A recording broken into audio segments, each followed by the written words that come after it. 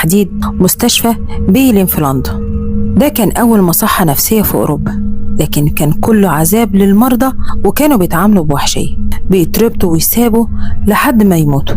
الليل هناك مرعب، عمال الحراسة بيقولوا إنهم بيسمعوا ضحك هستيري وصوت صريخ جاي من العنابر الفاضية، وفي حكايات عن وجوه بتبص من الشبابيك. رغم إن المباني مقفولة ومهجورة، الناس بتقول إن المكان بقى بيت للأرواح اللي ماتت فيه من غير رحمة.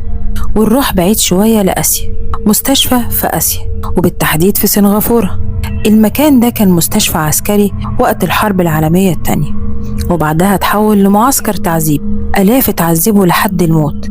اللي بيزوروا النهاردة بيحكي إنه شاف شبح جندي ياباني واقف جوه المستشفى، لابس لبس العسكري وماسك سيف، وفي جناح معين محدش بيقرب منه لأنه مليان أصوات غريبة وصرخات بتخلي أي حد يطلع يجري. ناس كتير قالت إنهم حسوا كأن في عيون بتراقبهم من كل زاوية، لدرجة إن في ناس طلعت منها مصدومة ورفضت تدخل المكان ده تاني.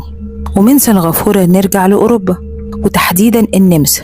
في مصحة هناك، المكان ده معروف بتجاربه القاسية على المرضى النفسيين. كانوا بيعملوا عمليات وتجارب غريبة جدا وكتير ماتوا هناك. اللي يدخل المصحة دلوقتي بيسمع خطوات وراه طول الممرات الفاضية، وفي شبح ممرضة لابسة لبس قديم جدا، بيقولوا إنها بتقف وتبصلك من بعيد، ولو ركزت في عينيها بتلاقي نفسك حاسس بالبرد وبخوف يخليك مش قادر تتحرك، وبعدين بتختفي فجأة كأنها ما كانتش موجودة. ونرجع لمستشفى في المكسيك. المكان ده اتقفل بعد سلسلة حرائق غامضة محدش لقى ليها سبب.